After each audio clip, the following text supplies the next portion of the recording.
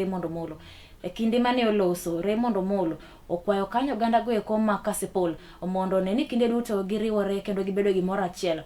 Kata odoko kanyo eko ni nyalo bedo ni nitiere oganda moko ma bende koro nyaka gie sani niendi chiwo sir ne duond buch siasa mamoko ma bende opogore. Ogoyo erokamano mare ne Ker William Ruto kuom chopo e kaunti no ma Homa Bay chwalo dongruoge mopogore ne oganda jo Kenya ma bende osebedo ka otimo. Bende osingo kanyo eko ni gin kaka oganda gi kuma Homa Bay kod oganda mamoko mag jo Kenya gibiro bedo tok Ruto. E kinde bende biro tim yiero nendo maduong' e pacho kaendi mar 2027.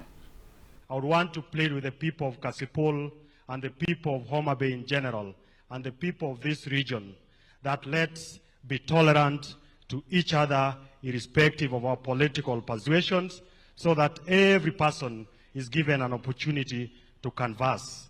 Lastly, Mr. President, you have shown us equity, that what you are doing in Homa Bay today, because you'll be inspecting projects, you'll be launching projects, you continue to do it across the country. That for the first time in the history of this country, we have a president who is treating every part of this country equally. And as those who serve under you, who support you in working for the people of Kenya, we have no doubt in our minds that the people of Kenya will give you another opportunity to continue leading us even as we go to elections next year. Jothuro achoni president osetiyonwa maber kendo osedak kodwa maber kinde ka kinde olimowa kendo okelonwa maendeleo to ok otime Homa Bay kende, otime Kenya mzima.